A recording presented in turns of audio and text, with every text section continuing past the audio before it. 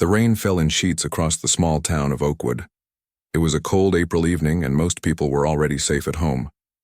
The streets were mostly empty, except for a few cars driving slowly through the downpour. Officer Frank Miller sighed as he drove his police car along his regular patrol route. He had been an officer in Oakwood for 15 years, and rainy nights like this were usually quiet. Frank was looking forward to the end of his shift in 2 hours. His wife Nancy had promised to make his favorite meal, and his dog Buddy would be waiting at the door. The windshield wipers moved back and forth, clearing the rain just long enough for him to see before more water covered the glass. The sound was almost putting him to sleep. As Frank turned onto Maple Street, something caught his eye. At first he thought it was just a shadow, but as he drove closer, he realized it was a person, a small person, walking along the sidewalk in the pouring rain. Who would be out walking in this weather? Frank wondered out loud. He slowed his police car and looked more carefully. It was a boy. He looked young, maybe 9 or 10 years old. But there was something strange about the way he was walking. The boy was bent forward, moving slowly as if carrying something heavy. Frank squinted through the rain-streaked window and realized the boy wasn't alone. He was carrying another child on his back. Frank immediately pulled his car to the side of the road. He turned on his emergency lights so other cars would see him parked there. Then he grabbed his rain jacket from the passenger seat and stepped out into the downpour. The rain was even heavier than it looked from inside the car. Within seconds, Frank's pants were soaked, and water was running down his neck despite his jacket hood. He walked quickly toward the 2 children. "Hey there," he called out, trying to sound friendly rather than scary. He knew his uniform sometimes frightened kids. The boy stopped walking and turned around slowly. Frank could now see that he was carrying a little girl who had her arms wrapped around his neck. The boy's face was wet from the rain. But Frank thought, he might have been crying too. Both children were completely soaked. "Is everything okay?" Frank asked as he got closer. "That's quite a load you're carrying there." The boy didn't answer right away. He shifted the little girl higher on his back and looked at Frank with tired eyes. "We're okay," the boy finally said. "Just trying to get home." Frank noticed the boy was shivering. His thin jacket was plastered to his body by the rain and his sneakers were completely soaked through. The little girl on his back looked even worse. Her face was pale, and her lips had a slightly blue tint. "I'm Officer Miller," Frank said gently. "What's your name?"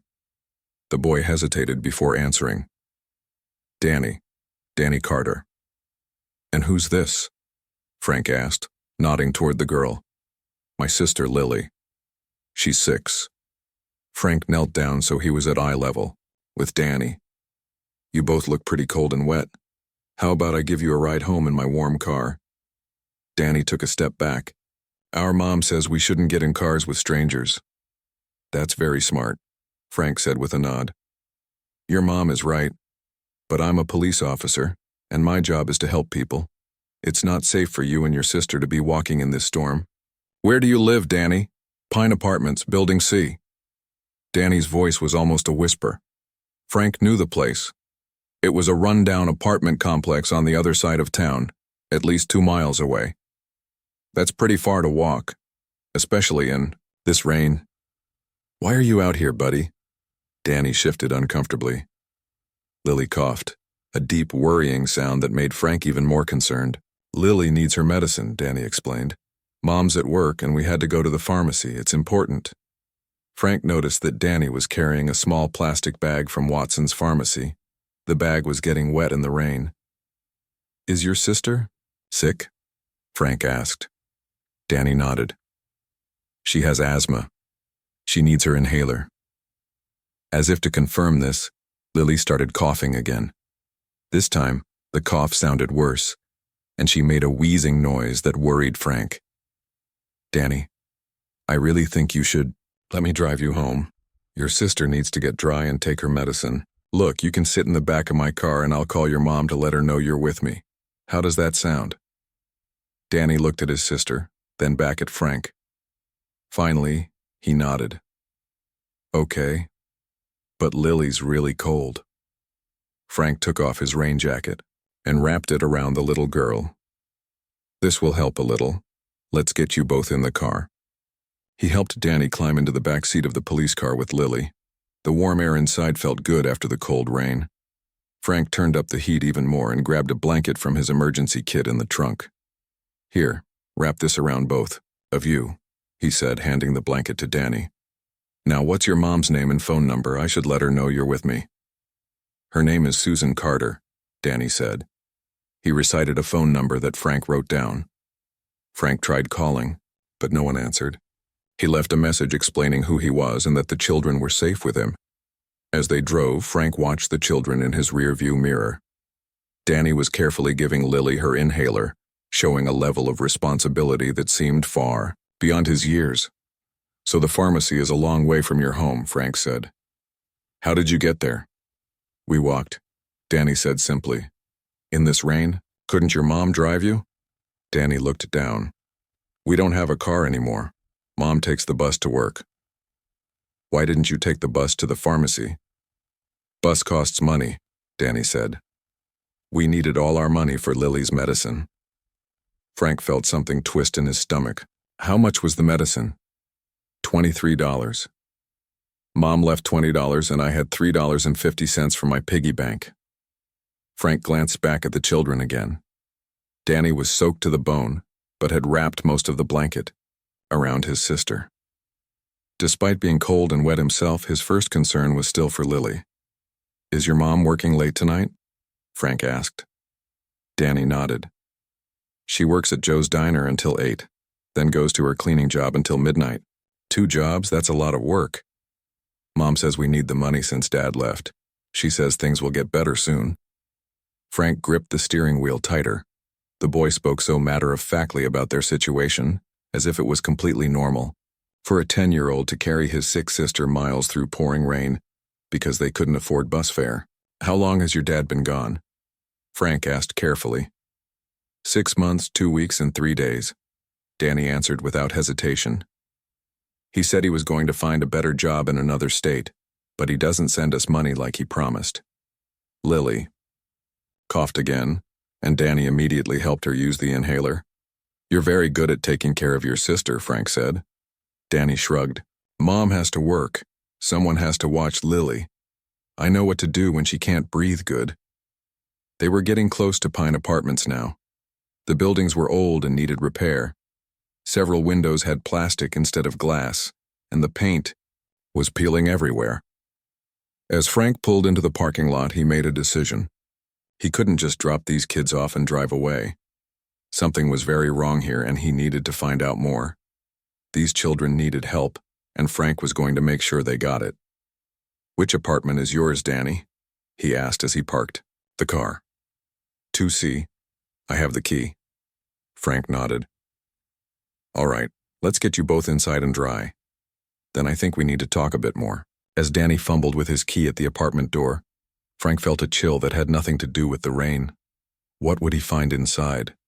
And where was this story going to lead? His instincts told him he had stumbled onto something much bigger than 2 kids walking in the rain, and whatever it was, it made his blood run cold. The apartment door swung open and Danny stepped inside with Lily still clinging to his back. Frank followed them, closing the door against the sound of rain. The apartment was small but clean. A worn couch sat in the living room with a coffee table made from a wooden crate. There were no decorations on the walls except for some children's drawings taped up with care.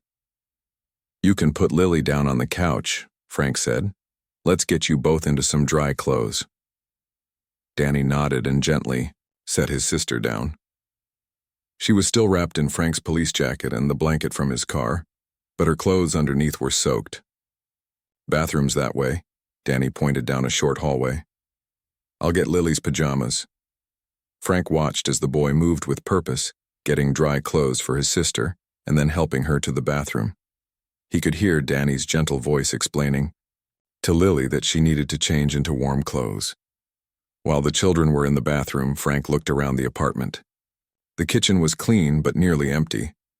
When he opened the refrigerator, he found only a half-gallon of milk, some eggs, and a loaf of bread. The cabinet had a few cans of soup and some cereal. Not much for a family of 3. On the kitchen counter, Frank noticed a pile of bills. He didn't want to snoop, but he could see the red past due stamp on several of them. There was also a work schedule taped to the refrigerator door. Susan Carter was scheduled to work from 11 a.m. to 8 p.m. at Joe's Diner, and then from 9 p.m. to midnight, cleaning offices. The schedule showed she worked these double shifts 6 days a week. Frank's heart sank. This was a mother doing everything she could to provide for her children, but it still wasn't enough. Danny came back to the living room with Lily. Both were in dry clothes now, though Danny's hair was still wet. Lily looked better already. Her breathing was easier and some color had returned to her cheeks. "Are you hungry?" Danny asked Frank. "I can make soup." Frank was surprised by the offer. "No thank you, Danny, but are you and Lily hungry? When did you last eat?" "We had cereal for breakfast," Danny said. "And I made Lily a sandwich before we went to the pharmacy." "Did you have a sandwich too?" Frank asked. Danny looked down. "No, we only had enough bread for one more sandwich. I'll eat when Mom brings home food from the diner." Frank felt a lump in his throat. This boy was going hungry to make sure his sister ate. "How about I order a pizza?" Frank suggested. "Would you like that?"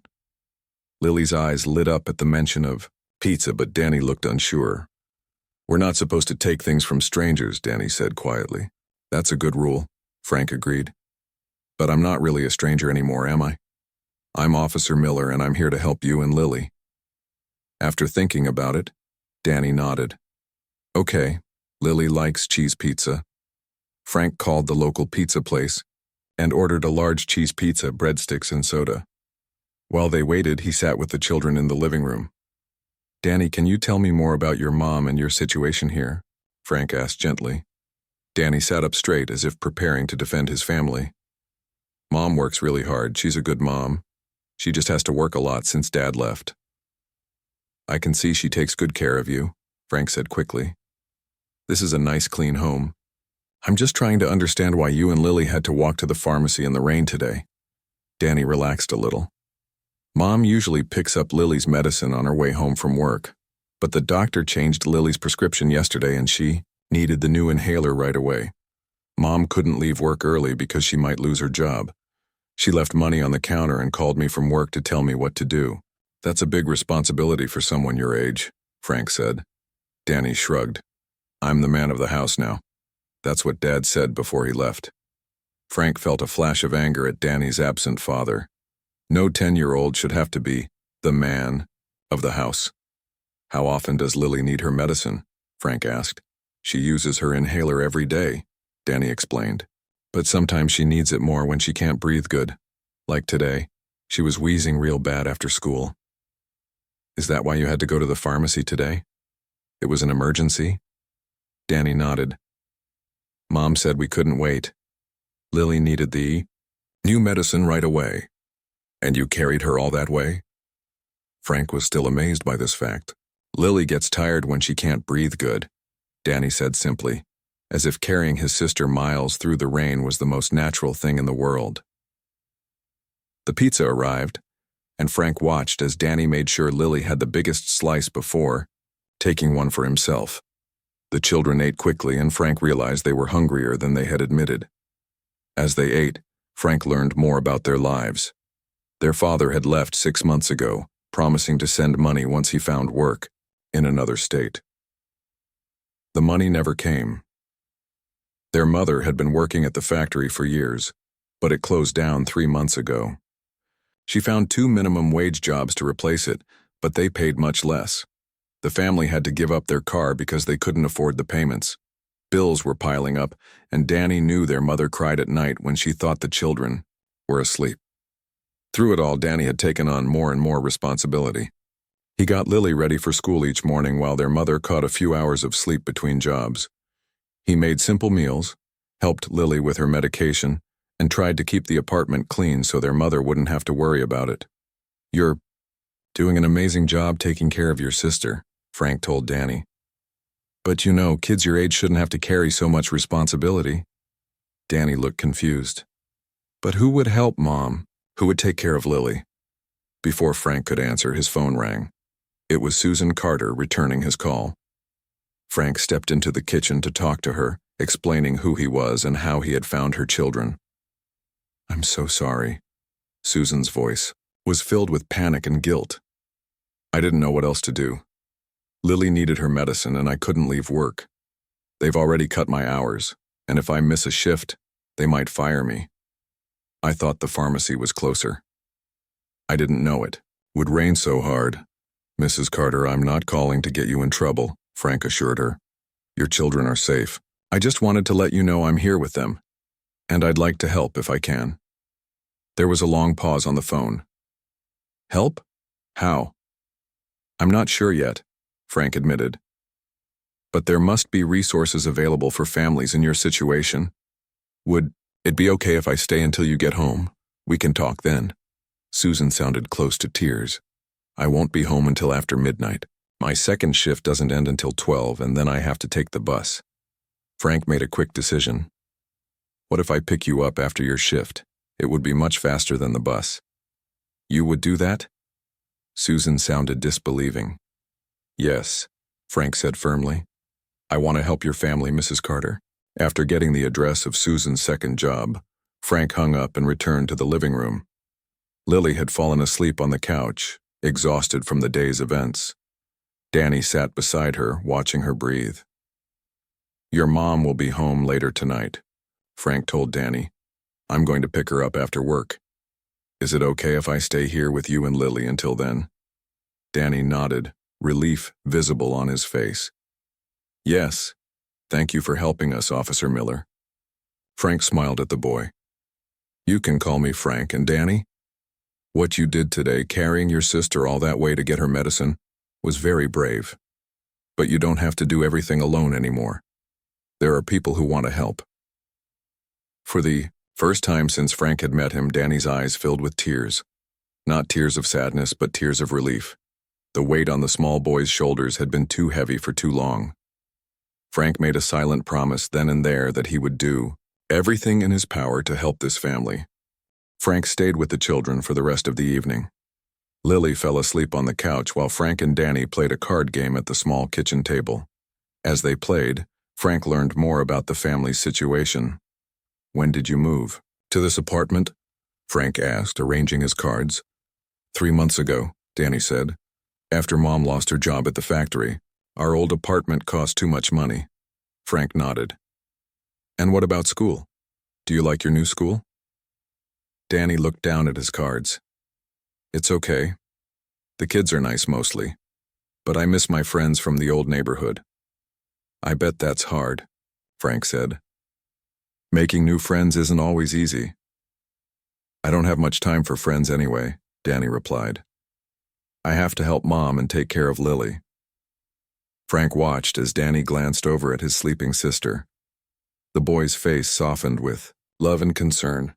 Has Lily always had breathing problems? Frank asked. Danny nodded. Since she was a baby. Mom says it's called asthma. It gets worse when she's sick or when the weather changes, or when she runs too much. That must be scary sometimes. It is, Danny admitted. One time she couldn't breathe at all, and we had to call an ambulance. That was before Dad left. Now Mom says we can't afford ambulances anymore, so I have to be extra careful with Lily's medicine. Frank felt a heaviness in his chest. No child should have to worry about whether their family could afford an ambulance in an emergency. After they finished their card game, Frank asked to see the rest of the apartment. Danny showed him the bedroom he shared with Lily. There were 2 small beds with worn but clean blankets. Danny's bed had a thin mattress on the floor beside it. Sometimes, Lily gets scared at night, Danny explained when he saw Frank looking at the mattress. So I sleep next to her bed when she's having a bad night. The children's mother had the other bedroom, which was tiny. Her bed was just a mattress on a simple frame. There were no decorations except for a family photo on the dresser. Frank picked it up and saw a younger, happier version of Danny and Lily with their mother, and a tall man who must be their father. That's from my birthday last year, Danny said from the doorway. Before Dad left. Frank set the photo down carefully. Your dad, does he call you? Danny shook his head. Not anymore. He called a few times after he left, but then he stopped. Mom tried calling his phone, but it doesn't work now. They went back to the living room where Lily was still sleeping. Danny checked her breathing and made sure her inhaler was within reach on the coffee table. "You're very good at taking care of your sister," Frank said. Danny shrugged. "I have to be. Mom works all the time now." Frank saw a notebook on the coffee table and asked about it. Danny showed him that it was a record of Lily's medicine schedule. He had carefully written down the times when Lily needed her inhaler and marked each dose with a check mark when she took it. "The doctor gave Mom a paper about when Lily should take her medicine, but Mom is busy, so I keep track now," Danny explained. Frank was amazed at how organized and responsible the boy was. But he was also deeply troubled. Danny was doing the work of an adult while still only a child himself. At 11:30 p.m., Frank told Danny it was time to go pick up his mother. Danny was reluctant to let Frank leave. "What about Lily? What if she needs help while you're gone?" "I'll be back very soon with your mom," Frank promised. "Lily is sleeping peacefully and her breathing sounds good. Do you have a phone you can use if there's an emergency?" Danny nodded and showed Frank an old cell phone. "It doesn't have service for calling most people, but it can still call 911. "That's perfect," Frank said. "I'll only be gone for about 20 minutes. Will you be okay until then?" "I'll be okay," Danny said. "I stay with Lily all the time when Mom is at work." Frank's heart ached at this reminder of Danny's heavy responsibilities. He promised to return quickly and left to pick up Susan Carter. The office building where Susan worked was on the other side of town. Frank waited in his patrol car outside the entrance. At exactly midnight, a group of tired-looking women in cleaning uniforms came out. Frank spotted a thin woman with the same brown hair as Danny. She looked exhausted, with dark circles under her eyes and shoulders that slumped from fatigue. Frank got out of his car and approached her.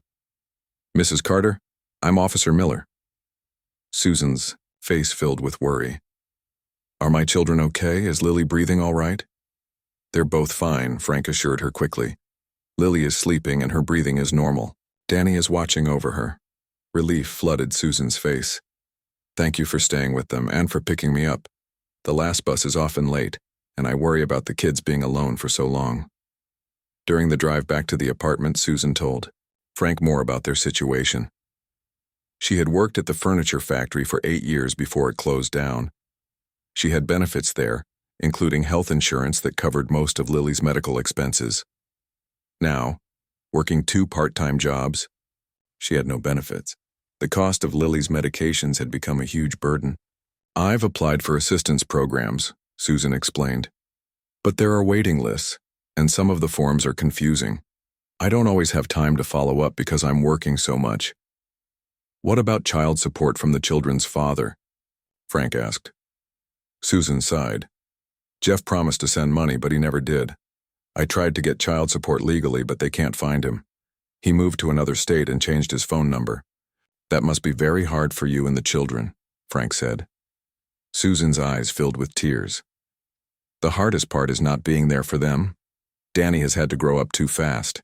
He takes care of Lily like he's the parent, not the big brother. It breaks my heart, but I don't know what else to do. If I don't work these jobs, we won't have a place to live." When they arrived at the apartment, Danny was still awake, sitting next to his sleeping sister. His face lit up when he saw his mother.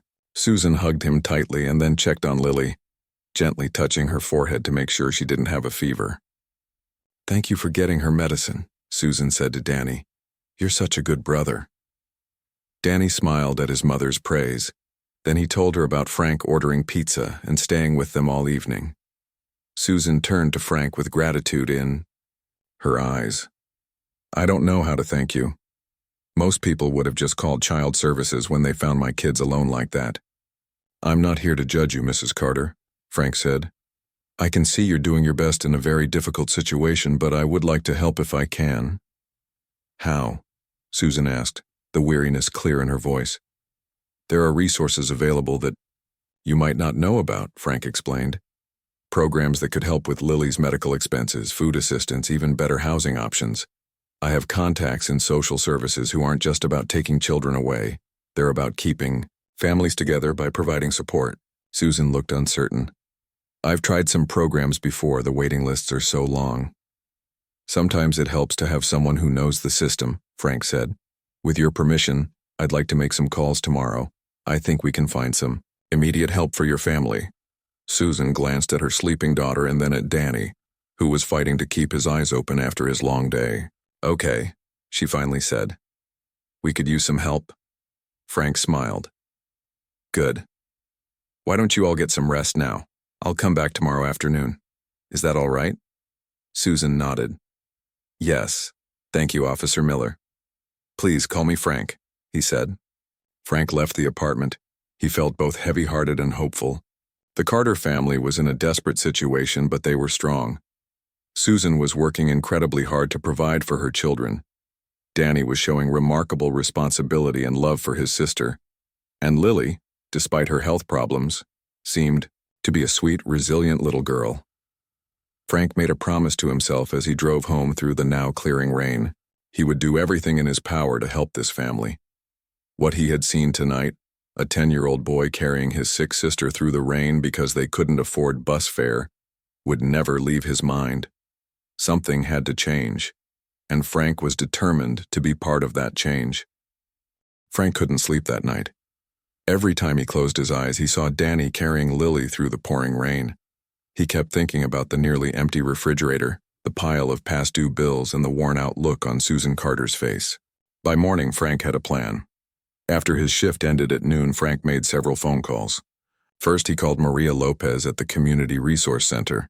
Maria had helped many families in crisis, and Frank knew she would have good advice. The situation sounds urgent, Maria said after Frank explained about the Carters. Bring the mother in as soon as possible. We can start the paperwork for emergency assistance today. Next, Frank called his friend Steve at the police department's community fund. This special fund was created to help people in emergency situations. We can definitely help with groceries and the urgent bills, Steve told him. And maybe a month of rent to give them some breathing room. Frank's wife Nancy listened as he made his calls. When he finished, she touched his arm gently. I have some clothes that might fit the little girl, Nancy said. And I can make a few meals for them. No one should have to worry about their children going hungry. Frank smiled at his wife. You always know exactly how to help. That afternoon, Frank went back to the Carter apartment. Susan answered the door, looking slightly less tired than the night before. She had the day off from the diner, though she still had to work her cleaning job that night. Officer Miller, Frank, please come in, she said. Inside, Danny and Lily were drawing pictures at the kitchen table. Lily jumped up when she saw Frank. Officer Frank, she called out. Her voice was much stronger today. Look what I drew. Frank knelt down to see Lily's drawing. It showed 3 stick figures standing in the rain. One was much taller and wore what looked like a police hat. That's you, Lily explained, pointing to the tall figure. And that's Danny carrying me. You helped us in the rain. It's a wonderful drawing, Frank said, genuinely touched. You're quite an artist. Danny showed Frank his drawing too. It was more detailed, showing their apartment building with the police car parked outside. I never rode in a police car before, Danny said shyly. It was kind of cool. Susan invited Frank to sit at the kitchen table. She offered him coffee, which he accepted more to be polite than because he wanted it. The coffee was weak, and Frank guessed Susan was making it last as long as possible. I've made some calls, Frank said as they sat down. There are people who want to help your family. He explained about the Community Resource Center and the assistance they could provide.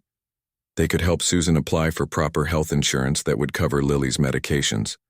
They could also connect her with job training programs that might lead to better employment. The director there, Maria Lopez, is expecting you tomorrow morning, Frank told Susan. I can drive you there if you'd like. Susan looked overwhelmed. That's very kind, but I don't want charity. We've always taken care of ourselves. It's not charity, Frank said gently.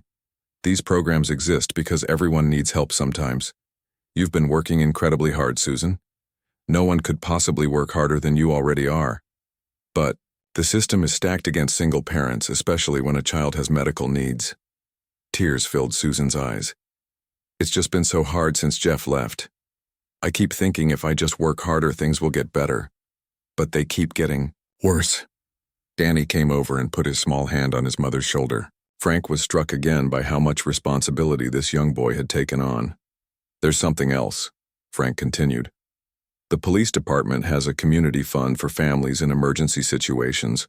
We'd like to help with groceries and some of your bills just to give you some breathing room while you get connected with longer-term assistance." Susan started to protest, but Frank held up his hand. "Think of Danny and Lily," he said quietly. "They need their mother more than they need her pride." Susan looked at her children, then slowly nodded. "You're right. Thank you." Frank smiled. "Good. Now, my wife Nancy has gathered some clothes that might fit Lily, and she's making some meals that you can keep in the freezer. She'll drop those by tomorrow." "Your wife is doing this for strangers?" Susan asked, surprised. "That's who we help the most," Frank said. "The strangers who become neighbors and then friends." Later that afternoon, Frank took the whole family grocery shopping. The children's eyes grew wide as Frank told them they could choose some special treats along with the regular groceries. Danny picked out a box of cookies while Lily chose a colorful cereal with marshmallows. Susan selected practical items, fruits, vegetables, meat, and staples that would last. As they loaded the groceries into Frank's car, he noticed Danny standing very straight, as if trying to look taller. "You okay, buddy?" Frank asked. Danny nodded, seriously. "I was just thinking, maybe I don't have to be the man of the house anymore. Maybe I can just be a kid sometimes." Frank felt his throat tighten with emotion. He put his hand on Danny's shoulder. "That's exactly right, Danny. You should be a kid. That's your only job right now." The next few days were busy. Frank helped Susan navigate the application process at the Community Resource Center. Maria Lopez fast-tracked their case, and within 3 days, Lily was approved for a children's health insurance program that would cover her medications and doctor visits. Frank's fellow officers at the police department heard about the Carter family and wanted to help too. They collected gift cards, children's books, and even a television for the apartment. One officer's wife worked at a cell phone company and arranged for Susan to get an affordable phone plan so she could stay in touch with her children when she was at work. The community fund covered the Carter family's rent for 2 months and paid off the most urgent bills. This gave Susan breathing room to enroll in a free job training program that would qualify her for administrative work, with better pay and regular hours. Frank visited the family every few days to check on their progress. Each time he saw small improvements. The refrigerator was now full of food. Lily's breathing was better with her regular medication. And Danny, the most noticeable change was in Danny. The serious, worried boy was starting to act more like a typical 10-year-old. He played with neighborhood kids instead of rushing home to check on Lily. He joined a soccer team that practiced near their apartment. And he smiled more, a real child's smile, not the forced brave one Frank had seen on that rainy night. A week after they first met, Frank arrived at the apartment to find Danny playing a board game with Lily. Susan was cooking dinner in the kitchen, looking more rested than Frank had ever seen her. "Officer Frank," Lily called out when she saw him. She no longer wheezed when she got excited. "We're playing Candyland. Want to play?" "I'd love to," Frank said, sitting down on the floor with the children. Susan came in from the kitchen, wiping her hands on a towel. "Frank, I have some good news. I got a call from the medical office that Maria recommended. They're hiring administrative assistants and they want me to come in for an interview next week. It's daytime hours only with benefits." "That's wonderful," Frank said. "Did you tell the kids?" Susan nodded. "Yes. And guess what Danny said?" "What?" Frank looked at the boy. Danny grinned. "I said now I can join the after-school science club. I always wanted to, but I couldn't because I had to come home to take care of Lily." Frank felt a wave of satisfaction. This was why he had become a police officer, not just to catch criminals, but to help people in need. Sometimes, helping meant noticing a boy carrying his sister in the rain and not just driving by. As they played Candyland, Frank thought about how quickly life can change. 3 weeks ago, the Carter family was in crisis, with no hope in sight. Now, with some help and support, they were on their way to a more stable life. There was still a long road ahead, but they were no longer walking it alone in the rain. And Danny, the brave, serious little boy who had carried so much on his small shoulders, was finally getting the chance to just be a child. That, Frank thought, was the greatest victory of all. 6 months had passed since that rainy night when Frank found Danny carrying Lily through the storm. The seasons had changed from spring to summer and now to fall. The leaves on the trees around Oakwood had turned bright orange and red, and there was a cool crispness in the air. Frank pulled his police car up to the Pine Apartments and smiled. Even the old buildings looked better in the golden autumn sunlight. He checked his watch. It was just past 3 in the afternoon, and he had finished his shift early. He decided to stop by and see how the Carter family was doing. As Frank walked toward Building C, he heard children laughing. He rounded the corner and saw a small group of kids playing soccer in the grassy area between the apartment buildings. Danny was among them, running and kicking the ball with a huge smile on his face. He wore a new blue jacket and sneakers that weren't falling apart. Danny spotted Frank and waved excitedly. "Officer Frank, watch this." He dribbled the soccer ball between 2 other boys and kicked it into a makeshift goal made from milk crates. "Nice shot," Frank called out, clapping his hands. Danny said something to his friends and then ran over to Frank. He was taller now, Frank noticed, and his face had filled out. He didn't look so thin and worried anymore. "Are you here to see us?" Danny asked, slightly out of breath from playing. "I sure am," Frank replied. "How are you doing, buddy?" "Great. We had a math test today and I got an A," Danny said proudly, "and coach says I might be team captain next season." Frank was amazed at the transformation. This confident, happy boy was a far cry from the serious child who had carried his sister through the rain 6 months ago. "That's fantastic," Frank said. "Is your mom home?" "Yeah, she's off work today," Danny explained. "And Lily's home from school too. She had a doctor's appointment this morning, but it was just a checkup." Frank followed Danny up to the apartment. Before Danny could even knock, the door opened. Lily stood there, her face lighting up when she saw Frank.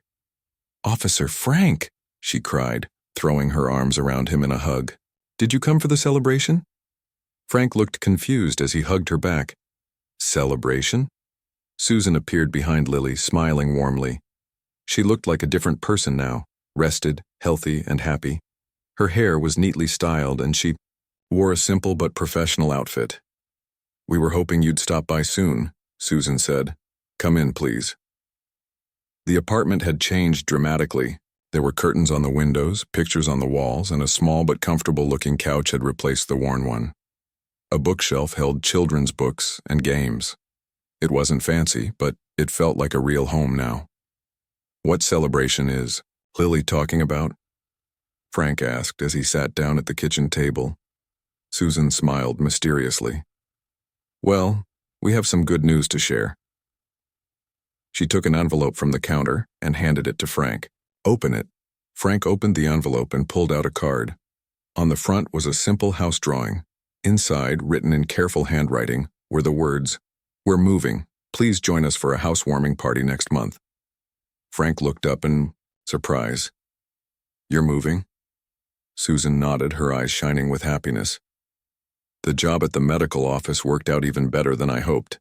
After 3 months, they promoted me to office manager. With the steady income and benefits, I was able to save some money. We've been approved for a small house through the affordable housing program." "A real house with a yard," Lily added excitedly. "And I get my own room." "That's wonderful news," Frank said sincerely. "I couldn't be happier for you all." "None of this would have happened without you, Frank," Susan said quietly. "That night you found the kids in the rain. I was at my lowest point. I didn't see any way things could get better." Frank shook his head. "You did all the hard work, Susan. I just pointed you toward some resources." "You did much more than that," Susan insisted. "You showed us kindness when we needed it most. You treated us with respect, not pity. And you believed in us." Danny, who had been listening from the doorway, came and sat at the table. "Mom got her GED too," he said proudly. "She studied at night after we went to bed." Susan blushed slightly. The medical office is paying for me to take some college courses next year. They have a program to help employees advance. And how about Lily's health? Frank asked, looking at the little girl who was happily drawing at the other end of the queue table. Much better, Susan said. The health insurance covers her medications and regular doctor visits. She hasn't had a serious asthma attack in months. Frank noticed a soccer trophy on the shelf. Is that yours, Danny? Danny nodded, his chest puffing up with pride. We won the division championship, and I got the Most Improved Player award. He's a natural athlete, Susan said, ruffling her son's hair affectionately. And he's doing great in school, too. His teacher says he could skip a grade in math if he keeps it up. Frank remembered how Danny had kept track of Lily's medication schedule with careful notes. That same attention to detail was now being channeled into school and sports instead of adult responsibilities. There's something else we want to tell you, Susan said, her expression growing more serious. Jeff called last month. Your ex-husband? Frank asked, surprised. Susan nodded. He finally got in touch. He's working in Nevada now and wants to reconnect with the kids. He's been sending child support for the past 2 months. How do you feel about that? Frank asked carefully. Susan sighed. I'm cautious, but the kids should have their father in their lives if he's ready to be responsible. We're taking it slow, just phone calls for now. Danny looked down at the table. Dad says he's sorry he left. He says he wants to see my soccer game someday. Frank could see that Danny had mixed feelings about his father's return to their lives. That was understandable after being abandoned. Just remember, Frank said gently to Danny, what happened wasn't your fault. You were an amazing brother and son during a really tough time. That's what Dr. Adams says too, Lily piped up from her end of the table. Frank raised an eyebrow questioningly. The kids have been seeing a counselor, Susan explained. The community center offers free sessions for children. It's helping them process everything that happened. Frank was impressed. Susan was addressing not just the family's physical needs, but their emotional needs too. As they talked, Susan prepared a simple dinner and insisted Frank stay to eat with them. During the meal, Frank learned more about their plans for the future. The new house was closer to Susan's job and the children's school. Lily was taking swimming lessons at the community center. Danny was thinking about joining the science club, along with soccer. After dinner, as Frank prepared to leave, Susan handed him a small box wrapped in colorful paper. What's this? He asked, surprised. Open it, all three Carters said together. Inside the box was a framed photograph of Danny, Lily, and Susan, smiling in front of their apartment building. There was also a handmade card that read, "To our hero. Thank you for changing our lives." Frank felt a lump in his throat. I don't know what to say. You don't have to say anything, Susan told him, but there is something I want to ask you. What's that? The police department is having a Community Heroes Award next month. Maria from the Resource Center nominated you for helping our family and for starting the early intervention program. Frank had almost forgotten about the program. After helping the Carters, he had proposed a new initiative to identify families in crisis before things got desperate. The police department had partnered with social services, schools, and community organizations to create a network of support for vulnerable families. Will you let them give you the award? Susan asked. I know you don't do this work for recognition, but people should know the difference one person can make. Frank thought about it for a moment. Only if your family will be there with me. After all, you're the real heroes of this story. As Frank drove home that evening, he thought about how a simple act, stopping to help a boy carrying his sister in the rain, had created such a powerful ripple effect. The Carter family was thriving now.